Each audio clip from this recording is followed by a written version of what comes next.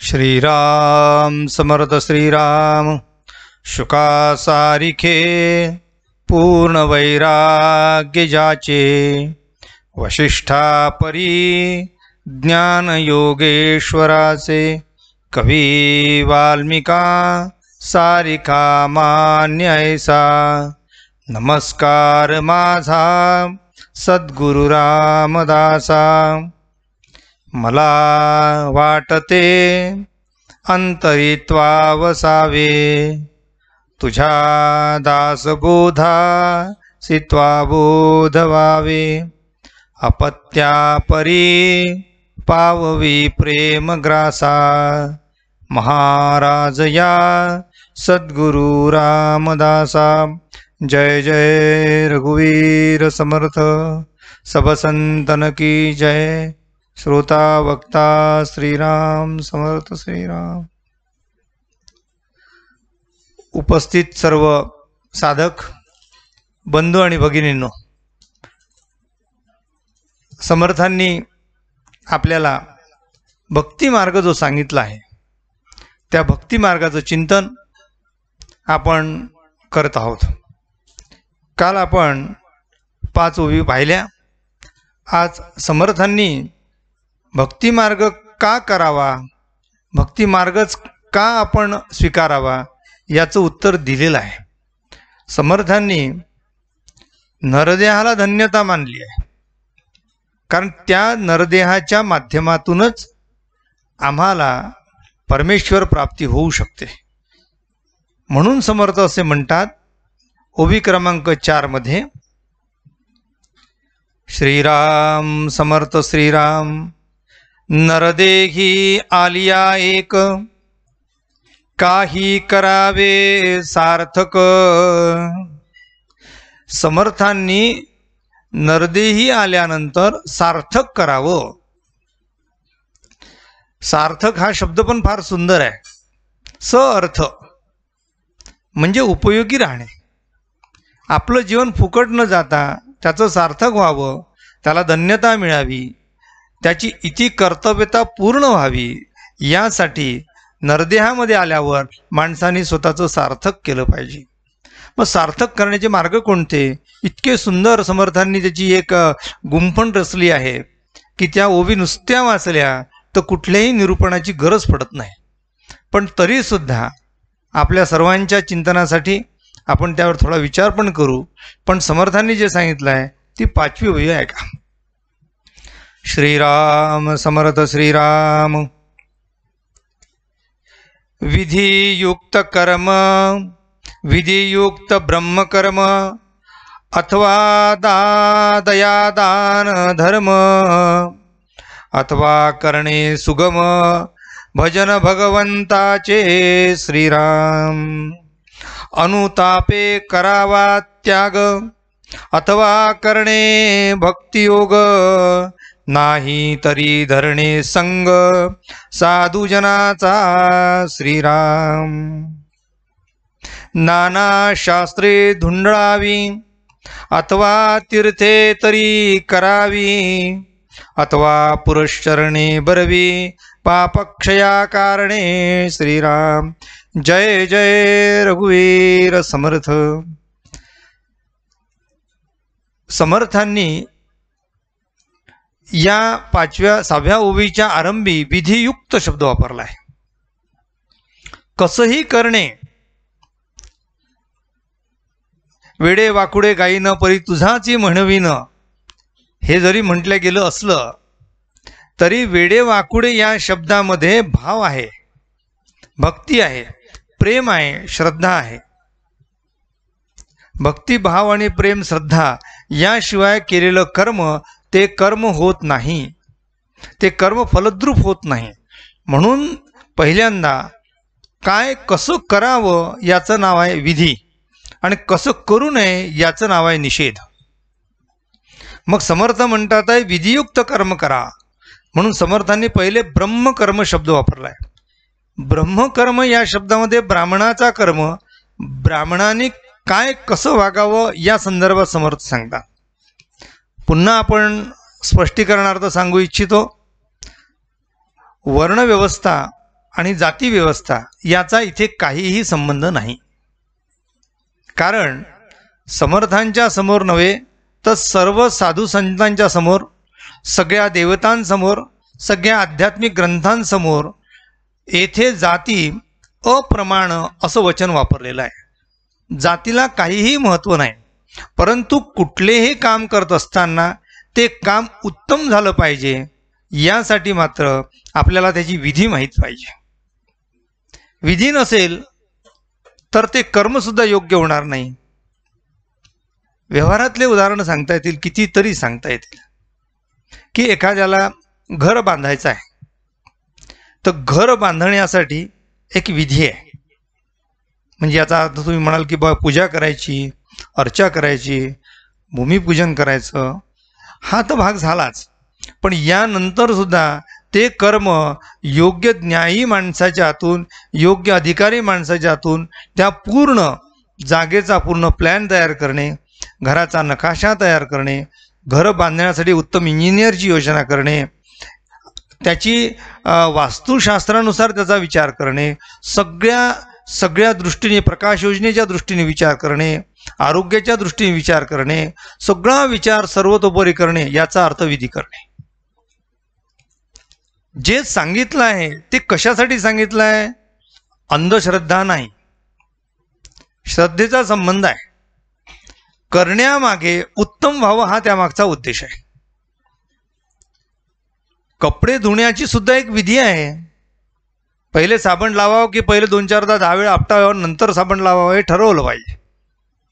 प्रत्येक गोष्ट कर्माच्या मागे कुठला तरी त्याची रेसिपी आहे. जर माहितीचा शब्द सांगितला तर जरा माणसाला बरं वाटतं, है की नाही? आपल्याला एखादा पदार्थ करायचा असेल, एक बाई अशी होती की ती विदेशातून आली. भारतीय संस्कृतीबद्दल फार प्रेम होतं तिला, आणि तिच्या मनात आलं की आता आपण आपल्या देशात जाणार परत, तर सगळ्या त्याच्या रेसिपीज लिहून घ्याव्या. त्याने सगळ्या लिहून घेतल्या. पण तिला त्या सगळ्या पदार्थांमध्ये भारताला सगळ्यात जास्त आवडणारा, त्यातल्या त्यात महाराष्ट्राला आवडणारा सगळ्यांचा आवडीचा पदार्थ कोणता? तर पुरणाची पोळी. बाई विदेशात गेली. नवऱ्याला सांगितलं, अहो माझं तुमच्यावर खूप प्रेम आहे बरं. सांगायचं काम पडते म्हणजे हाही प्रश्न आहेच. आज मी तुमच्यासाठी उत्तम पदार्थ करणार आहे. त्यामुळे कोणता करणार आहे? मी आज तुमच्यासाठी पुरणाची पोळी करणार आहे. फार चांगली गोष्ट आहे म्हणे. मला पहिल्यांदा शब्द ऐकला मी, कर. तिने आपली रेसिपीसाठी एक पुस्तक काढलं, ते सगळी व्यवस्था केली आणि एकच जागा करत होती, पोळीच्या जागेवर पुरण लाटत होती. आणि त्या पुरणामध्ये तो उंडा टाकत होती. त्याचा गोळा झाला की पुन्हा पोळपाटावर ठेवायचा आणि लाटण्याने लाटायचं. पुरण वेगळं आणि पोळी वेगळी व्हायची. काय बिघडलं? सगळं तर बरोबर आहे, सगळं लिहून तर उत्तम ठेवलं, मग चुकते कुठे आहे? नेमकी चूक कुठे आहे ही कळली पाहिजे. म्हणून त्यांनी पुन्हा फोन केला. त्यांनी सांगितलं, बा असं असं सगळं केलं म्हणजे तुम्ही उत्तम केलेलं आहे, फक्त एकच चूक झालेली आहे की तुम्ही पुरणामध्ये उंडा घालताय, त्याच्या ऐवजी उंड्यामध्ये पुरण घाला. तेवढी फक्त दुरुस्ती करा.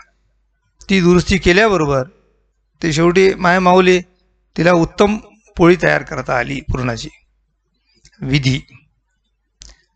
कुठल्याही गोष्टीमध्ये आपण आपलं कर्म करत असताना चूक होऊ नये, आणि चूक झाली तर योग्य त्याचं फलित नाही.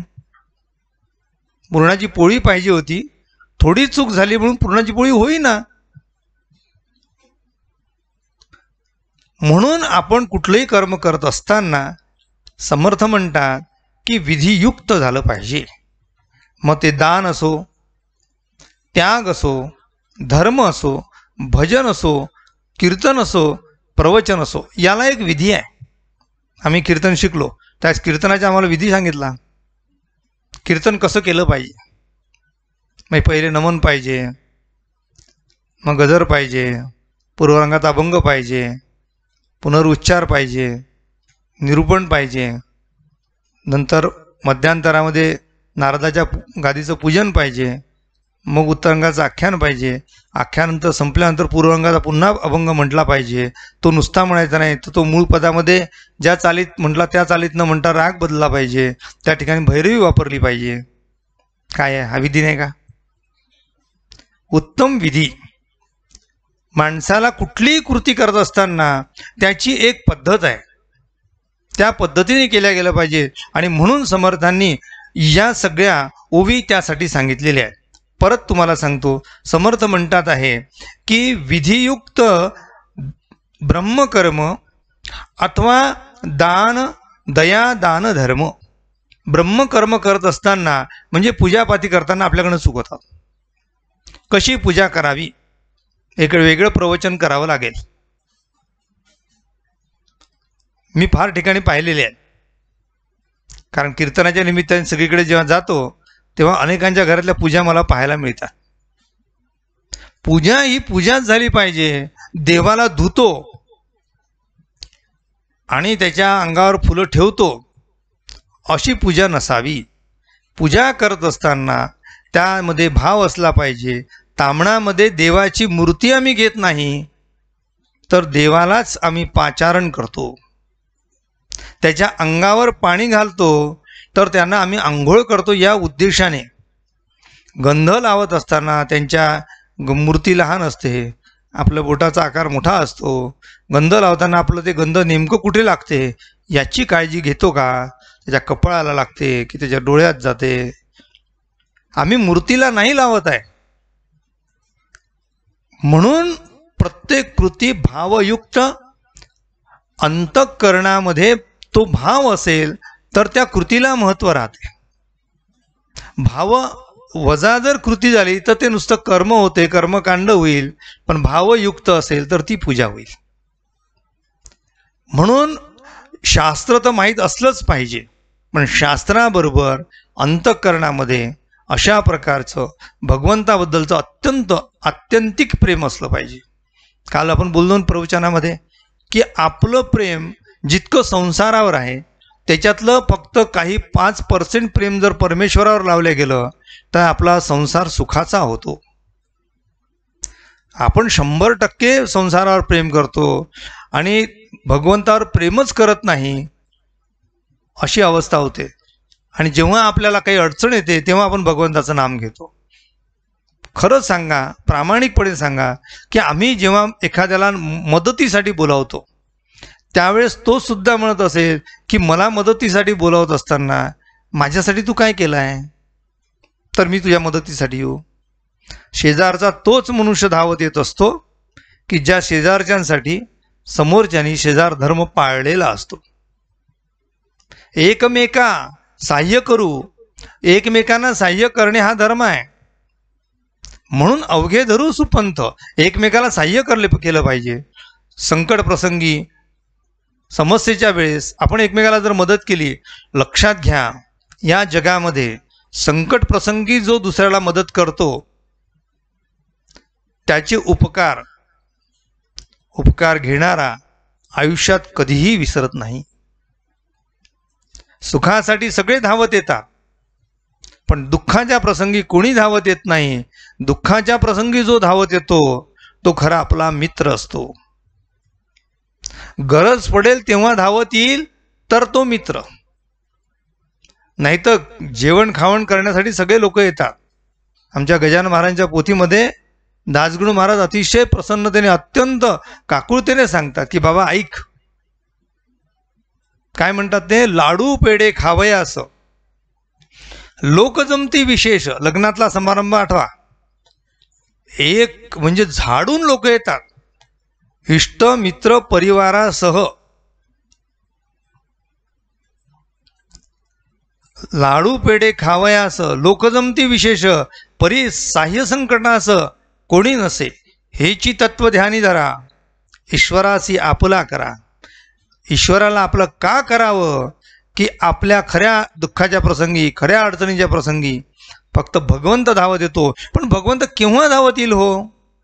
त्या भगवंतासाठी काही केलं तर. सामान्य माणसं जर तुमच्यासाठी धावत येणार नाही तर भगवंतानी काय तुमचा ठेका घेतला का तुमच्यासाठी धावत येण्याचा? तुम्ही काय केलं भगवंतासाठी असं भगवंत आपल्याला विचारू नये. भगवंताने असं विचारलं तर त्याला सांगता आलं पाहिजे की आजपर्यंत मी एवढी तप केलेलं आहे, आजपर्यंत एवढा मी जप केलेला आहे, आजपर्यंत एवढा मी धर्म केलेला आहे, आजपर्यंत मी एवढा त्याग केलेला आहे, आजपर्यंत एवढं मी तुझ्यासाठी पुण्यकर्म केलं आहे, ते माझं आता फळाला आण. तेव्हा म्हणू शकू जेव्हा आम्ही केलं असेल. भगवंता मी काय तुझं माझ्यावरच काय असे संकट आणलं, मी काय तुझं वाकडं केलं होतं का, असं आपण देवाला कधी कधी बोलतो. वाकडं नसते केलेलं आहे, पण भगवंताला आपलंसं करण्यासाठी आम्ही काही केलं नाही आहे हे सत्य असते. जन्मापासून तर मरेपर्यंत शेवटी शेवटपर्यंत संसार आणि संसार आणि संसारच केला आहे. म्हणून आपण संसार सोडण्याबद्दल कुठल्याही संतांनी, कुठल्याही पंथांनी, कुठल्याही ग्रंथांनी सांगितलेलं नाही आहे. संसार सुखेनैव करावा, परी काही परमार्थ वाढवावा, परमार्थ अवघाची बुडवावा, हे विहित नोहे असं समर्थांचं म्हणणं आहे. म्हणून तुम्ही तुमचा संसार उत्तम व्हावा, पण उत्तम होत असताना काही प्रपंच वाढवावा. तो प्रपंच वाढवण्यासाठी तुम्ही काय संसार सुखेनैव करावा, काही परमार्थ वाढवावा. काही परमार्थ वाढवण्यासाठी आम्हाला काही करायचं, प्रपंच वाढवतो आम्ही, पण काही आम्ही परमार्थ वाढवला पाहिजे. समर्थांनी ते परमार्थ वाढवण्यासाठी काय करा तर समर्थांनी यादी दिली आहे. ती यादी सांगतो. पहिली यादी आहे की आम्ही जी कृती कराल त्या कृतीमध्ये आमच्याकडनं चूक झालेली आहे, पश्चाताप आणि पश्चातापयुक्त अशा अंतःकरणाने ती गोष्ट आमच्याकडनं झाली पाहिजे की परमेश्वरा आजपर्यंत मी तुझ्यासाठी काही केलं नाही, आता मात्र मला तुझ्यासाठी काही करायचं आहे. हा भाव, ही भक्ती, हे प्रेम त्या भगवंताप्रती असेल तर भगवंत धावत येईल, नाही तर भगवंत तुमच्यासाठी धावत येणार नाही. म्हणून समर्थ म्हणतात आहे त्याग, भजन हे आपल्याला करता आलं पाहिजे. यादी दिलेली आहे.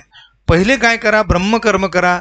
ब्रह्मकर्म केल्यानंतर तुम्ही दान करा, दया करा, धर्म करा, धर्माचं पालन करा. पुढे समर्थ पुढे म्हणतात आहे की याबरोबर संत संग करा. मी काय करू माझ्यासाठी तर भगवंत म्हणतात संत संग करा. यामध्ये 3 गोष्टी महत्त्वाच्या आहे. आपल्या शरीरामध्ये असलेल्या सगळ्या गोष्टी शुद्ध होण्यासाठी, म्हणजे शरीर, मन आणि बुद्धी, शरीर, मन आणि बुद्धी याच्या शुद्धतेसाठी सगळा उपचार आहे. बाकी काय नाही. तुमचं शरीर शुद्ध आहे, मन शुद्ध आहे, बुद्धी शुद्ध आहे. हे 3 गोष्टी जर शुद्ध झाल्या असतील तर काही करायची गरज नाही आहे. पण त्या शुद्ध होत नाही, आणि शुद्ध झाल्या असतील तरी मधून मधून पुन्हा अशुद्ध होतात. माणूस 24 तास सज्जन राहणं कठीण आहे. मंदिरात गेल्यानंतर प्रसन्नता होणं, मंदिरामध्ये परमेश्वराचं नाम निघणं हे स्वाभाविक आहे. भजन कीर्तनात बसताना माणसं कोणी असले तर डोलतात, कीर्तनात असतील तर कोणी टाळ्या वाजवतात. पण ती टाळी दिवसभर तुमच्याकडनं वाजेल का? ती टाळी या शब्दाचा अर्थ त्या नादामध्ये तल्लीन राहणे. म्हणून आम्ही त्या नादात तल्लीन राहण्यासाठी, ते कर्म करण्यासाठी 3 गोष्टी शुद्ध असल्या पाहिजे. बुद्धी शुद्ध असली पाहिजे, मन शुद्ध असलं पाहिजे, शरीर शुद्ध असलं पाहिजे. त्यासाठी सुभाषितकार सांगतात आहे की कोणती गोष्ट शुद्ध असावी.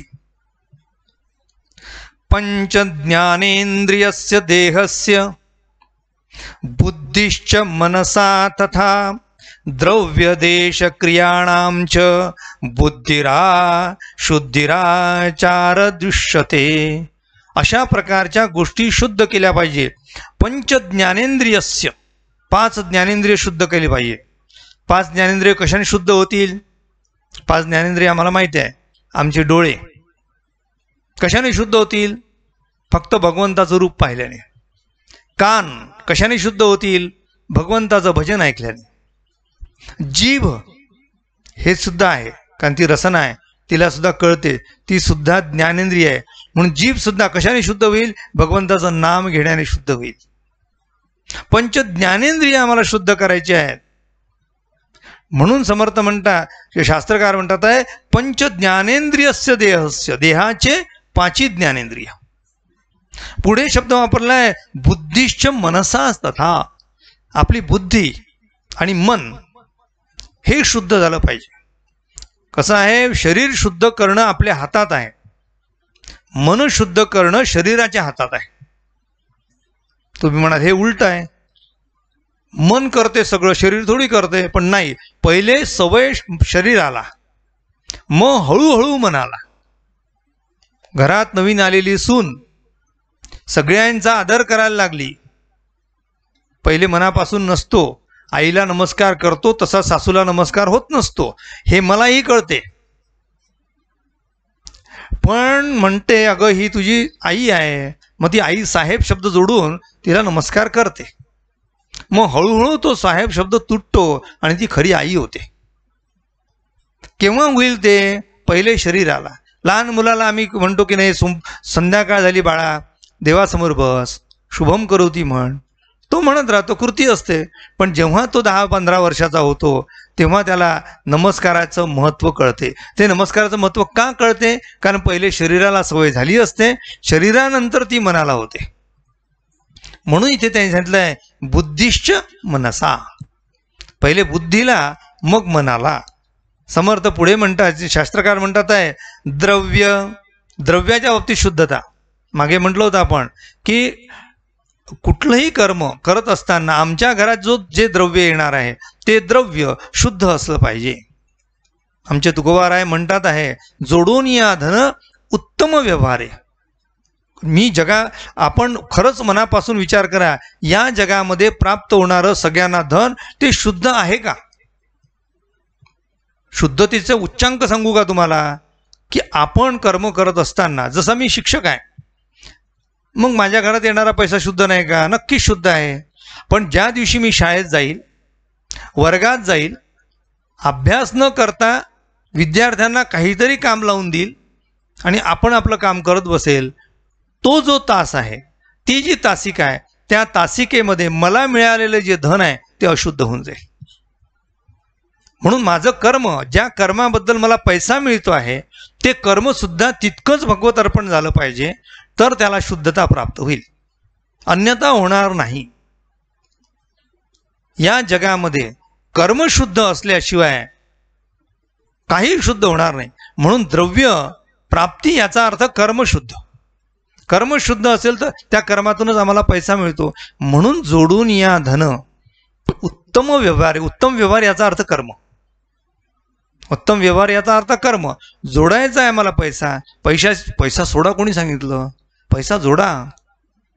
धनमर्जय मानव धन मूलमिदं जगत अंतरम नैव पश्चामी निर्धनस्य मृतस्य च. मेलेल्या माणसामध्ये आणि निर्धन माणसात काही फरक नाही. पैसा जमा करण्याला काही बंधन नाही, श्रीमंत होण्याला काही बंधन नाही. रामराजे, पृथ्वीचं राज्य त्यांच्याकडे होतं. भगवान कृष्णांचे अलंकार पहा, ते फक्त पाहतच राहावं एवढे आहे. महालक्ष्मीचा तुम्ही फोटो पहा, केवढी श्रीमंती आहे. आमचे देवदेवता कुठे गरीब होते?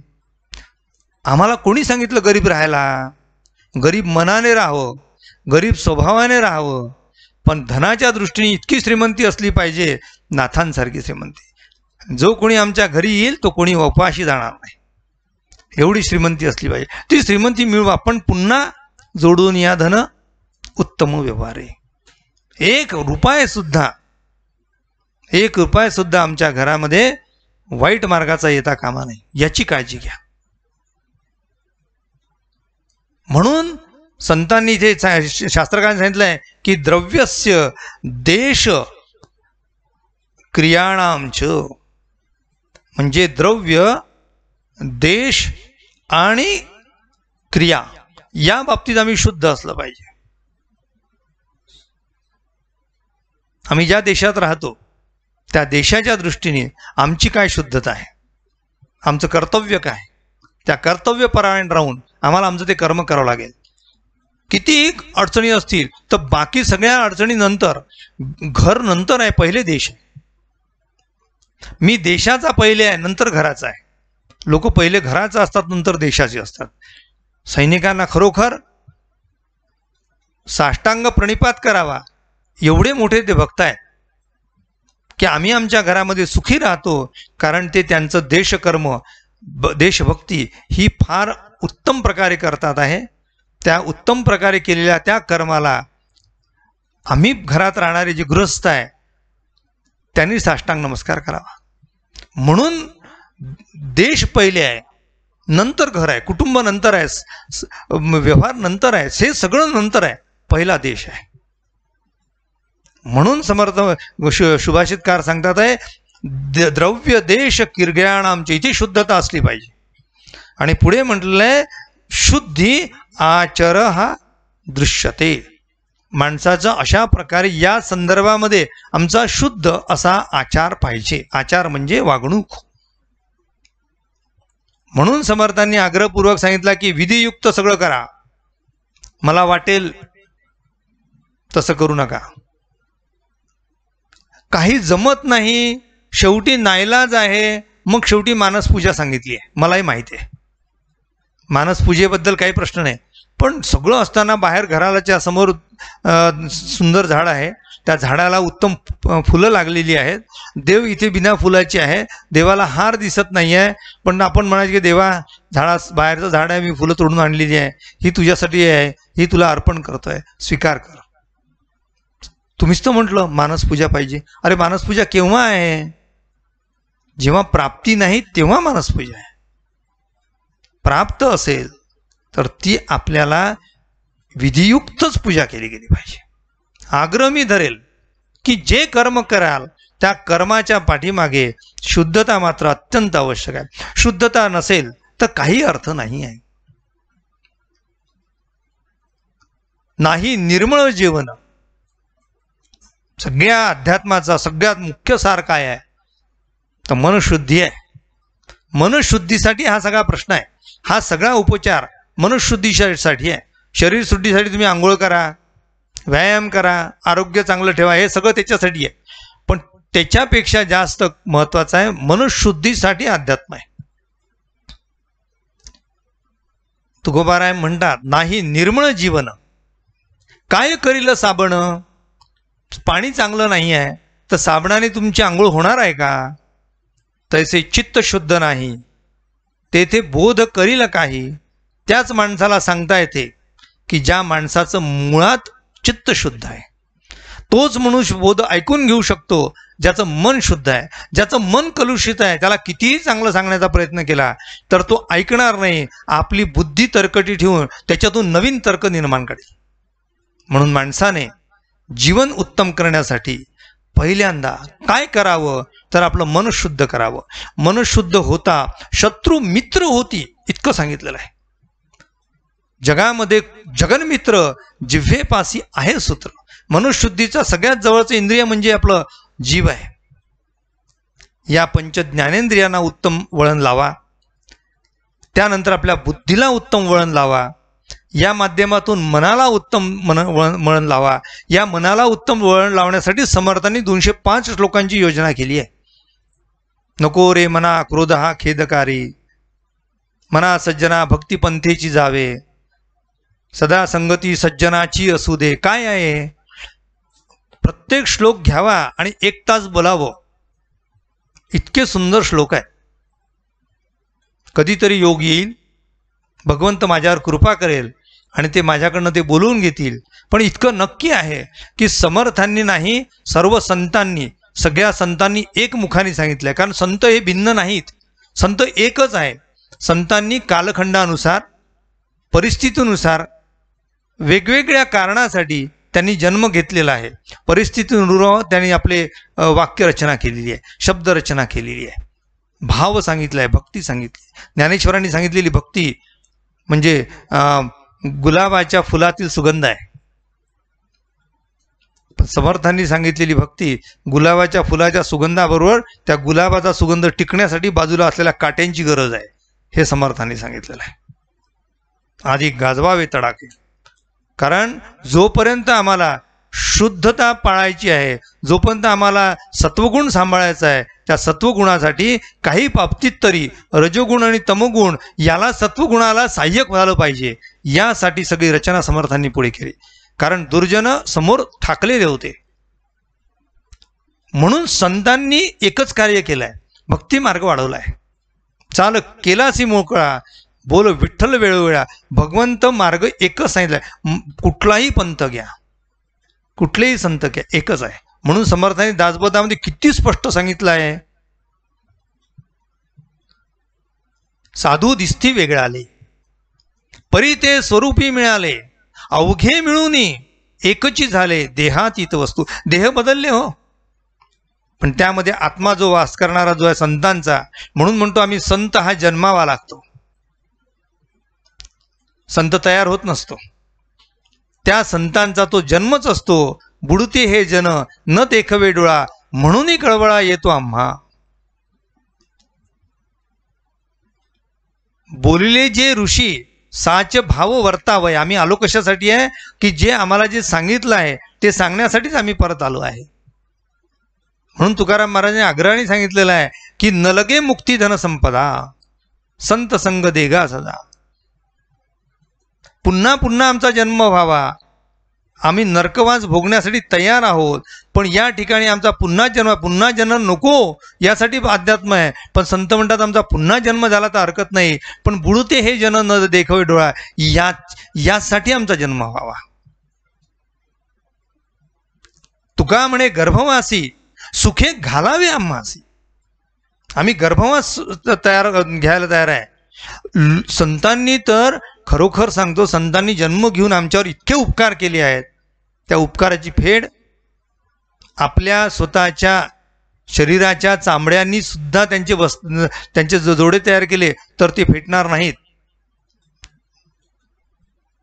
कारण जन्मोजन्मी आम्ही बहुपुण्य केले, तेव्हा या विठ्ठले कृपा केली. आम्हाला संतांनी परमेश्वर दाखवला, म्हणून संतांना पहिले शरण गेलं पाहिजे. आमचे कबीरांचं वचन काय सुंदर आहे. ते म्हणतात आहे की समोर परमेश्वर दिसतो आहे, एका बाजूला आमचा देव दिसतोय, कोणाला आम्ही पहिले नमस्कार करावा? बरोबर की नाही? म्हणून पहिले कोणी तर पहिले गुरु. गुरु गोविंद दो खडे काके लाखो पाव, बलिहारी उस गुरु की जियो गोविंद बताय. बरे मला परमेश्वर ज्याने दाखवलाय, त्या परमेश्वराने दाखवलेल्या अशी संतांना, सद्गुरूंना आम्ही पहिले शरण गेलं पाहिजे.